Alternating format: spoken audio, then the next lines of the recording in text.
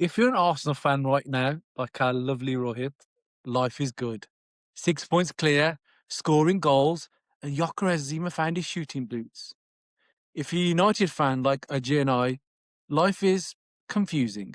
3 wins under Carrick, things are looking up, but we've been here before, haven't we, Ajay? And if you're anyone else, who cares? It's only about Manchester United and Arsenal.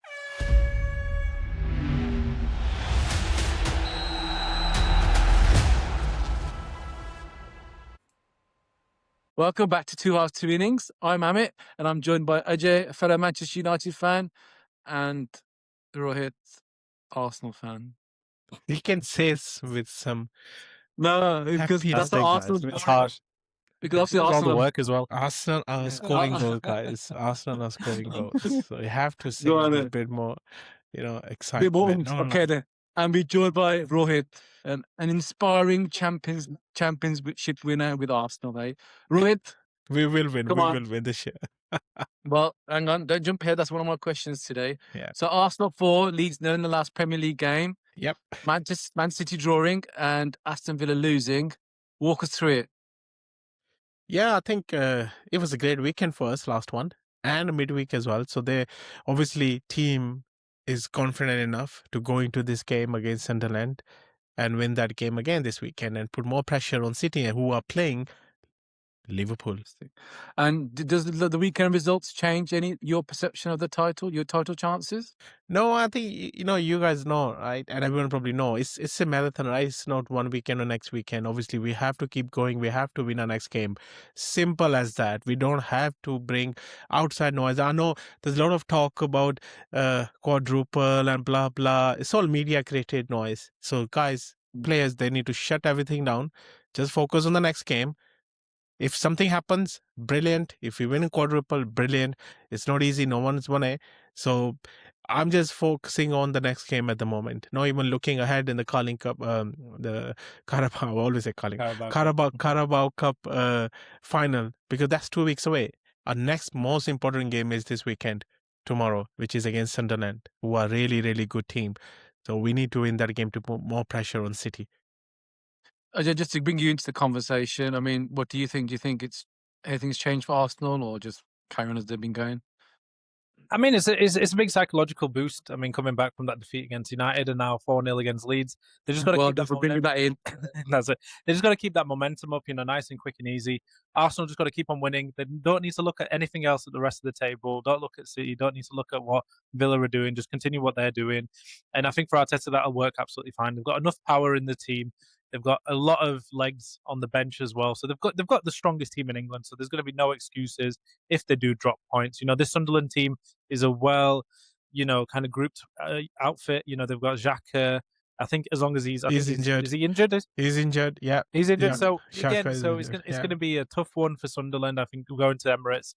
And obviously, even the previous fixture, it was 2-2, but I feel like it's going to be quite easy for Arsenal coming up tomorrow. Well, hang on, just before we go into that then. So Rohit, Gyökeres has found his shooting boots to a certain degree, or has he? I mean, there's been talk in the media. Paul Merson, I think, said this week that he feels that Arsenal don't trust him, as in the players don't trust him. What are your thoughts? Again, we can only go by what we see. And remember, we talked about Saka not passing to him or Odegaard not passing to him when there was enough space. So we went a few times we've seen. But that's probably not about trusting him. It's probably about how we were playing at that time. We were more risk-averse. We weren't taking chances. Then we're not risking ourselves to take more chances, pass the ball through. I think, it's going to take time. It's his first season with us.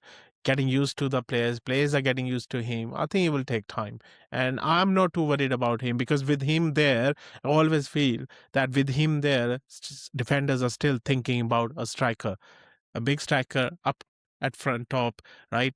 They are not going, okay, we need to leave our lines now, we can go attack. No, they are always thinking about Gyökeres there behind them. So that's what he does. He brings spaces. He brings spaces for other players to score goals. That's why I think you see we don't have any top goal scorer in the top 10 or something this year. Goals are coming from everywhere. But on what does he goals. bring though, Rohit? Because if you look at obviously there's only one Erling Haaland, and he's had quite a season as well. But But then he had quite he's last 10 games. He hasn't yeah, scored many yeah, goals. that's what I mean. He's had a quiet Yeah, season. I mean, but yeah, he's a powerhouse. I think he yeah. would bring fear to him, and obviously, we know what Isak can do. Obviously he's been injured. And Sesko, obviously, we don't know what he will bring to the table. But normally, like there's a definitive quality that a striker has. I'm not saying I watch Arsenal a lot, but I can't see what that definitive quality of Gyökeres is at the moment. I'm not saying he's not a good player. I'm just trying to see what's his standout quality. Is it power? Is it speed? Is it his one shot bang? What is it? I think if we go by his past games last year with Sporting, he was everywhere. He was running with the ball, he was shooting, he was turning around, and shooting and then heading the ball. He was everywhere. But again, how Sporting played actually helped him. With Arsenal, it's more about low blocks. It's more about he had more spaces in Portugal. Here, there are no spaces. There one example we talked about Ajay last time, right? Against Carrick, he had a space. He scored a goal. The next game, he didn't even had a space. And then I don't know which game was I that. think he had one of the Yeah. fewest touches against Leeds. Leeds, yeah. In the first Yeah. half. I think he Yeah. didn't even have any touch until the first 18 or after Yeah. the 18th. So there was no space It's there hard at for all. him. It's hard for him. Hard for him. Yeah. So we have to see the context here, guys. It's not easy, and he's going to take him a little bit of a while to get used to it. And then Arsenal to change their tactics as well next year, hopefully, or probably before the end of this year, to bring him more into the game. Okay, so I just already touched on this. So this week's fixture for Arsenal is Sunderland at home. The reverse fixture, I think, was the first time you dropped some points. No, we dropped against Liverpool and then City. Liverpool. Yeah. Was it okay? All right, but I mean away, so 2-2. So that was a cracking game. I mean, I really enjoyed it. Good So, game, yeah. are you worried about this fixture, Rohit? No, I'm not worried about this fixture at all. Sunderland don't have a great away record this year. Only 10 points they got out of 36 came away from home. So again, they will be again. It depends how they play. How they played at Sunderland was totally different. How they're gonna play tomorrow at Emirates. So there you go. So we'll see tomorrow. But I'm not too worried. I think team has confidence now. Team is on the up, and I think we'll definitely beat them. Ajay, anything to add? No, I kind of just briefly touched on it just before. Yeah, Sunderland, they're newly promoted, and coming up to a big stadium like Emirates, kind of like similar how they came to Old Trafford. I think maybe the occasion might just get the better of them, and I think Arsenal should kind of control the game quite well, and it should be a comfortable win. Yeah, well, I mean, if Zaka's out, that's a big loss because that always has an edge because he's obviously an ex-Arsenal player. But the thing with teams that are who've come up, and although Sunderland probably appear to be safe, they are focused on survival, and so they are probably going to be a bit more defensive. So you mentioned, Rohit, about Gyökeres finding it difficult against teams who are defending and not having that space. But I mean, is that because the Premier League is probably because it's a better quality league? Of course. Premier League is, So of course. how is Arteta going to kind of counteract the low block and the defend, etc.? I think it's just one touch passes. I think sometimes I've seen we take too many touches. We take too many touches. We kind of like there is a space there for a long ball for Gyökeres. We try to just pass it backwards. Few times I've seen this. This is what I think personally. I think we need to change a little bit to say, guys, be brave and pass quickly. Maybe this is our DNA at the moment. We try to make the attack slowly. We are not there like United did, just pass the ball like Bruno does. He sees, he just one ball, even loses the ball, he still passes. With us, it's more about building up towards the final third. It's all about those small things and triangles to pass, and then build up. At some time, I've seen, I don't know how many counter-attacking goals we scored this year. There'll be good stat to see actually how many counter-attacking goals we scored so far. Goal against Chelsea in the Carabao Cup semi-final was brilliant. Yeah, I love that kind of goals. Yeah. I know, but I love counter-attacking goals. I mean, a beautiful pass. I think Rice, and then first Trossard pass to Rice to Havertz. Yeah. Havertz. Yeah, I mean, I love them kind of goals. Beautiful. It's like it happened I like think you're when probably too young for this, but yeah. sensible soccer goal, good old sensible soccer. But But then again, opposition team needed the goal, right? So that's why they were putting all the efforts at this is how we lost as well, Arsenal, right? Remember, we had 70% possession, we needed a goal to win, and teams like counterattacked and scored goals against us. So it happens in the game. Good. So how's he going to set up then, Rohit? I mean, you've not been impressed with Odegaard so far this year. I think he was injured during the midweek. He was injured, he has a muscle injury, yeah. And hopefully he's shaking off, yeah. And Saka was injured Saka's out as well. Yeah, Saka's Oh, out. We don't know Saka's yet. out. He'll be back or not. He hasn't trained, I think. It's a hip injury, I think. Yeah, so he's had Saka has a hip issue as well. So he was away for against Leeds and Chelsea. So I'm hoping he'll be back, or maybe the next game we're playing Brentford as well next Thursday. Yeah. So games are coming thick and fast again, and so I think we need Marino's out all season now. I think he may miss his World Cup as well. We never know. But yeah, so that's the thing we have. So, what a shame! What a shame! Yeah. Are you surprised with the lack of activity then from Arsenal? A little bit I was actually. Yeah, a little bit I was. I was thinking we probably bring someone on loan, but as you guys know, right? January is not a good window to find good players, and then. I mean, this is the worst. Though. I mean, Ajay, I can't remember January window being so quiet. Oh, it's so boring. Yeah, honestly, I was like expecting like some kind of nice like January like deadline, transfer day. Deadline day. No, nothing really. I had my yellow tie ready again. I was going to do another Jim White special. There's nothing to report really. Yeah, even Liverpool signing's not starting until next summer. Man City did their business with Semenyo and Gay, and then Tottenham did a bit of business with like Conor Gallagher. I think it's a good signing, to be fair. That's a good signing. He'll be good against United, I think, tomorrow. But I think, it's just been a weird January transfer. I think all the teams have kind of just think, okay, you know what, let's just stick with what we've got. I don't know if there was any financial fair play rules or any kind of like budgeting or spending issues with the big teams, but yeah, I don't know. It was a bit of a disappointing January window. I thought United might have maybe tried to look for a midfielder, but I think Ineos and the group want to just obviously wait till the summer transfer. Yeah, window. I mean, you get that, I think. Yeah. Well, also, you don't know what's happening manager-wise for United, so I think that makes sense. Yeah. But, I mean, I think there was word that, I mean, I don't know if Arsenal were one of the clubs, there were word that some English clubs or Premier League clubs are after Ivan Toney again because he's obviously playing in the Saudi League. But I think he said he's quite happy there. Yeah. I mean, to be fair, I'll be happy with that kind of money. and whether, I mean, unless you're Ronaldo. Unless you're Ronaldo, he's not having a good time now. Oh God! I mean, I love him. I mean, he's a brilliant United player and one of my favourites. But God, there's a bit of arrogance there, isn't he? That he thinks he can take on the Saudi might of ownership and who they can buy and only he can do that. Anyway, so you mentioned about Arsenal having a midweek game as well. I think there is a midweek round for everyone. I think so.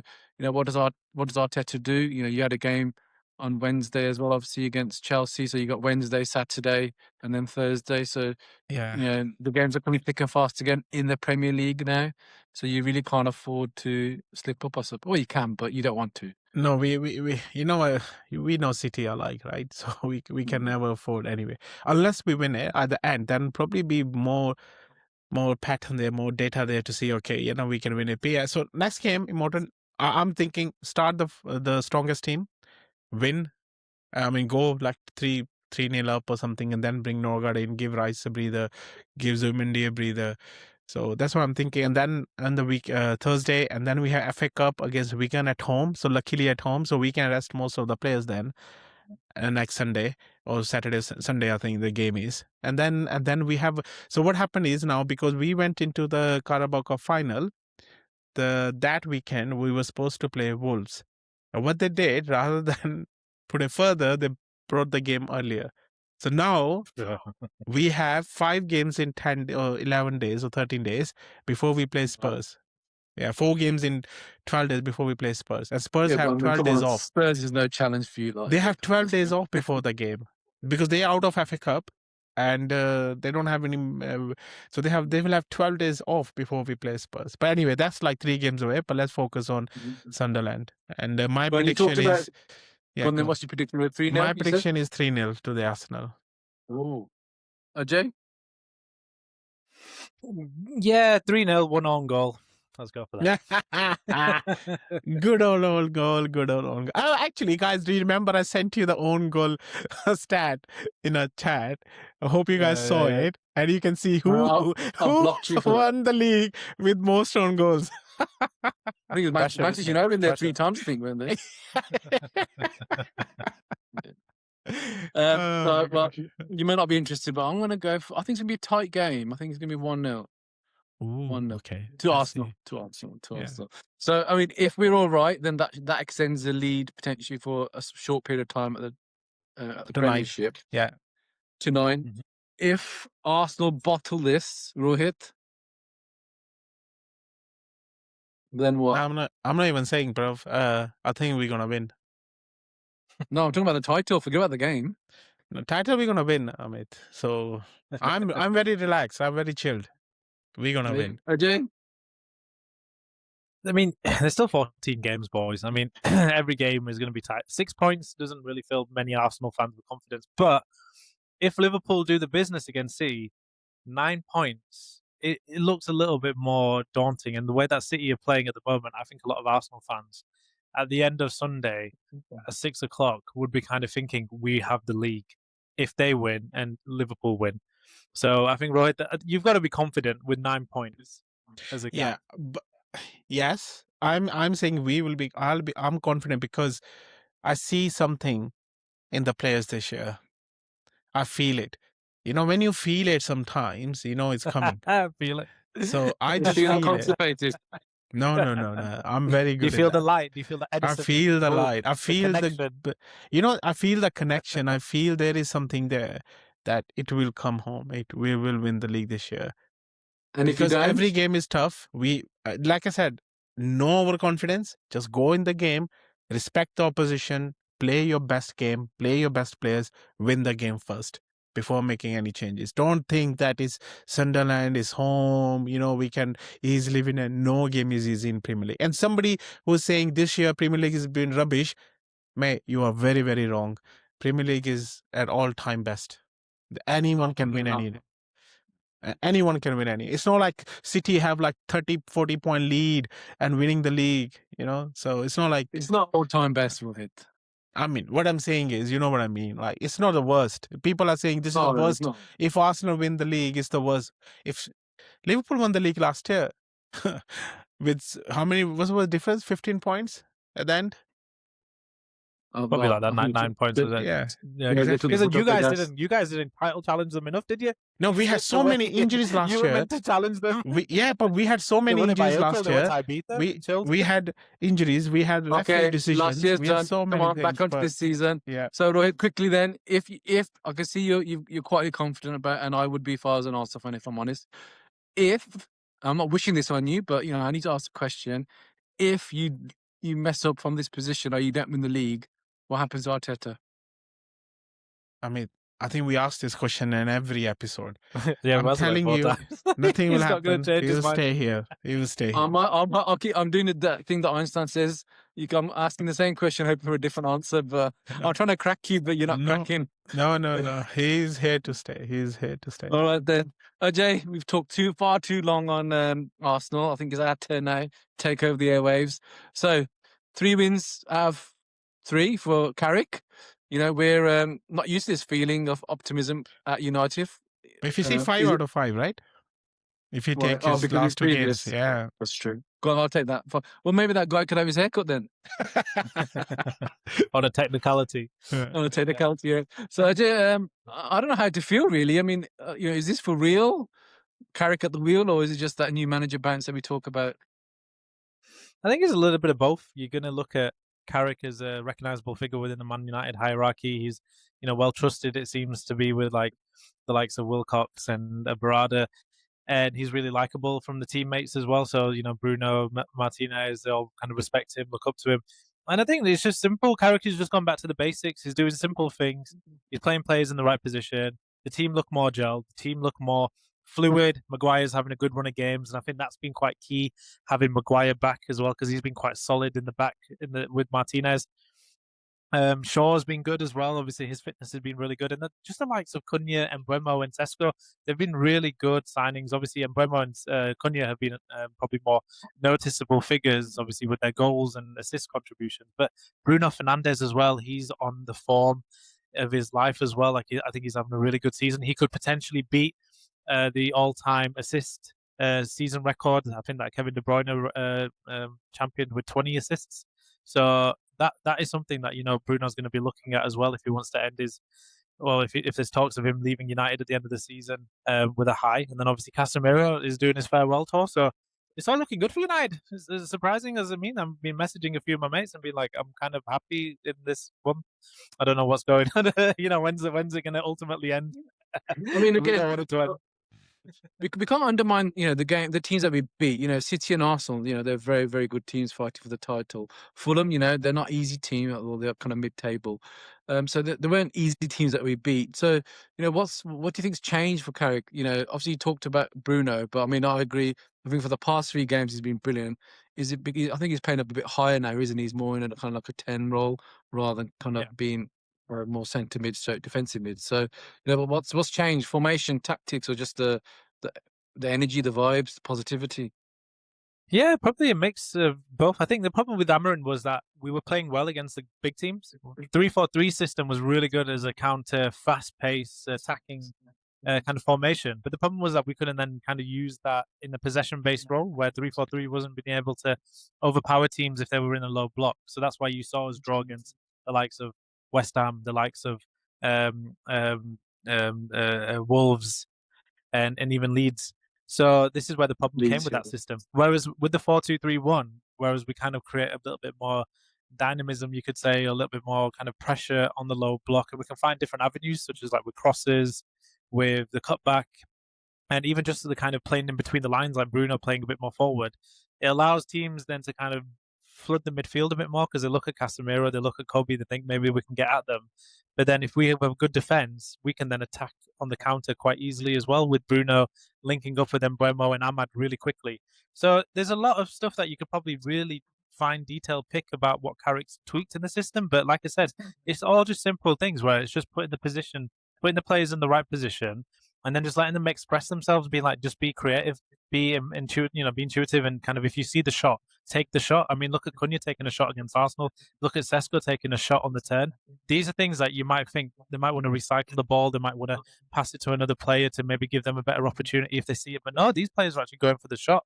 So this is what I feel like has been more of an improvement for United. And also probably the fact is that if we have conceded, we just look a little bit better on we just have a better mindset. We just have a better kind of resilience to conceding a goal. Yeah, do you think that comes from the leader? And this is a question for both you, Rohit and Ajay, because in terms of, Carrick was obviously, I would say, he's always forward thinking in terms of his passing. So he's probably, I mean, I don't know, this is a question really, do you feel he's instructed his players, if you see an opportunity to take it? And that's a question to you, Ajay. And Rohit, once I just finished, the question to you is, do you think that's an issue with Arsenal, that maybe the midfielders aren't brave enough to ping the ball because they're scared of if they lose the ball and boos from the crowd or pressure? So Ajay, to you first. Yeah, I think when you have a player like Bruno Fernandes, for instance, his natural kind of game is to kind of scan, see if there's any pressure on him, and then he's looking for that forward ball. He's trying to make an opportunity. He's trying to create a chance. That's what his whole role is. His role is not to kind of recycle possession or keep possession or to try to initiate wing play or anything like that. He's basically trying to get that ball into the striker and assist for a goal, or create chances from set pieces. So this is obviously something that kind of Carrick will kind of teach and tell other players, like, look forward, look for that intuitive first time pass. Because if you saw with Man City, we had 2 offside goals, but because why? The attacker was right on the last man, and we were trying to do that kind of through, lob through pass.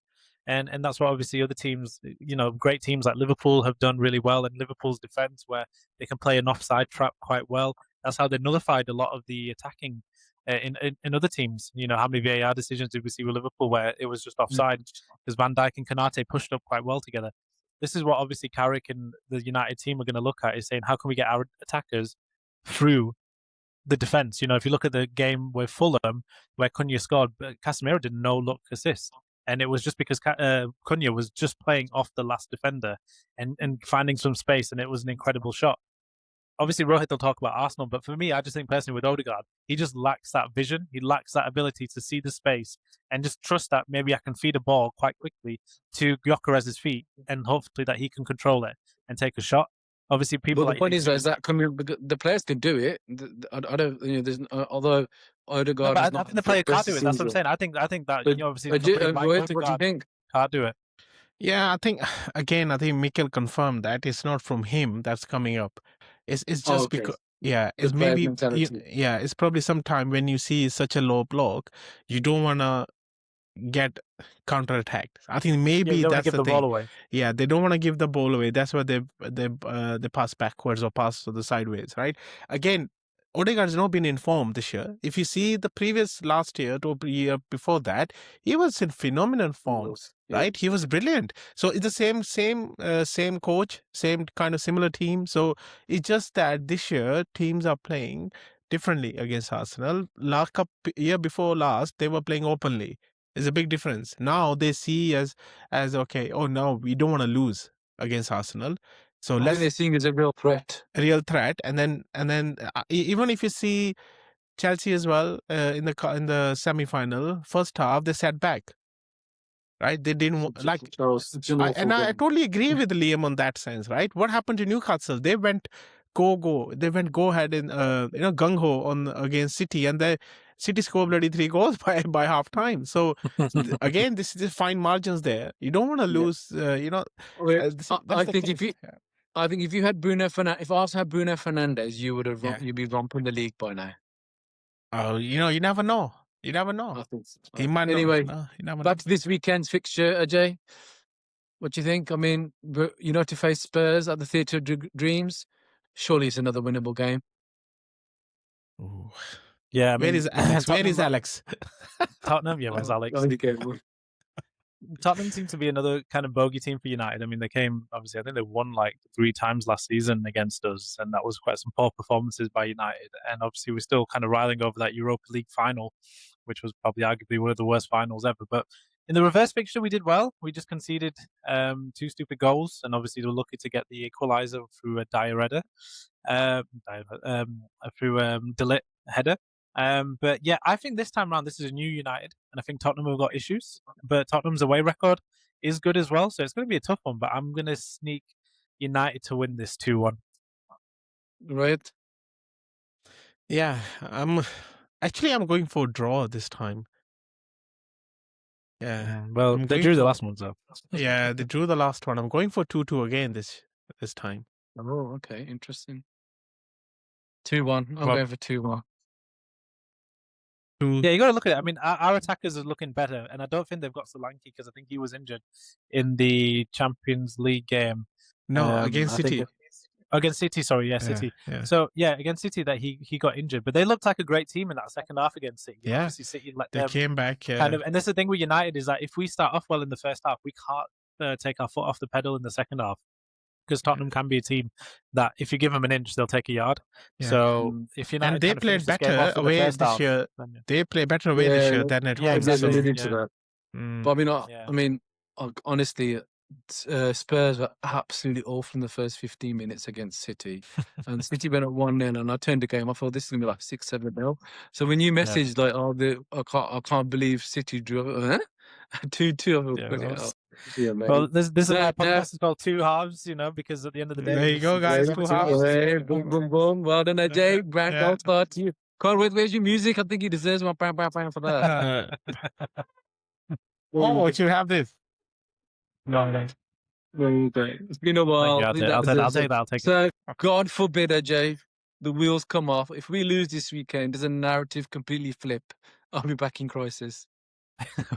It depends on the nature. And all this now for Carrick is going to be the assessment of style of play. And this is quite funny, actually, because Arne Slot alluded to in his recent interview that it doesn't matter if a team is winning trophies. It's about, as a manager, what's more important is, can they make the style of play entertaining for the fans? Now, I don't know whether I agree with him or whether you boys agree with Arne Slot. I feel like as a club, you should be winning trophies and winning titles.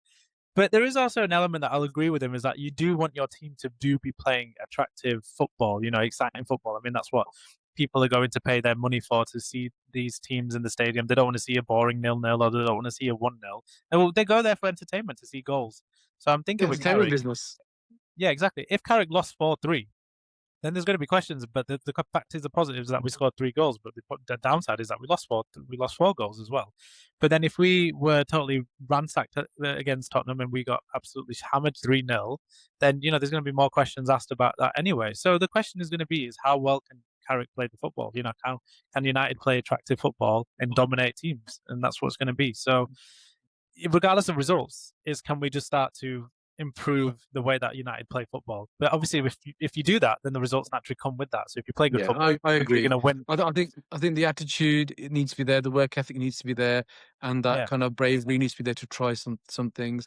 I mean, I don't know what you think of Rohit, but I don't agree with what Slot said there. I mean, Chelsea fans, what if you're listening, what would you take away all the trophies that you won on a Jose, with this parking the bus for the sake of a few extra goals? Yep. I mean, Rohit, Nope. but back in the day with George Graham, he was known for being very defensive. The people used to sing boring Arsenal 1-0 to Arsenal, but again, would Arsenal fans sacrifice all them trophies that he won with them for winning games 4-3? Yeah, if you guys remember, because we are United and Arsenal fans, if you guys remember, I think there was 2003 or 4 FA Cup final at Cardiff. Remember, with energy when United battered Arsenal that final.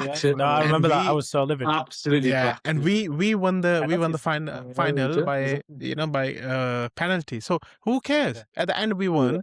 We got the trophy, and then that's it. If I was sulking, I could say whatever I want. Oh, you did not. I remember. I said, "Oh, you beep beep beep beep beep. I can't believe you lost. You didn't deserve it." In Punjabi.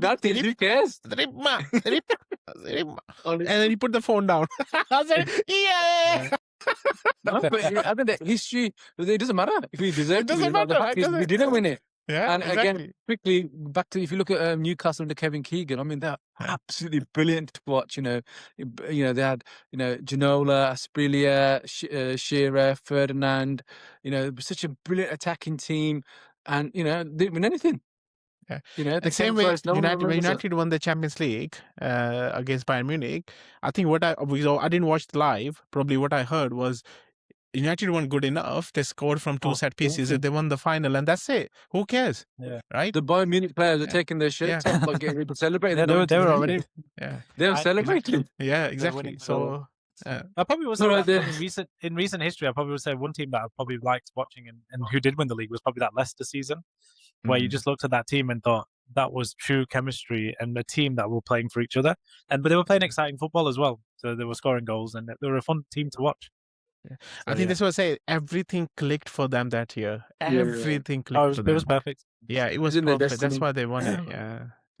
All right, then that's this week, week 27 wrapped up. So Ajay, full house from 3 of us for a Arsenal win. Ajay and I are going for United win. Rohit's just trying to be a bit controversial with United drawing with Spurs. So please, for listeners, drop your comments in. Please, we'll love to kind of hear your thoughts and what your predictions are. And we look forward to reviewing the games. And please do like, subscribe, share. Until the next time. Come on, United. Come on, you gunners. What, 20? Come on, Man City.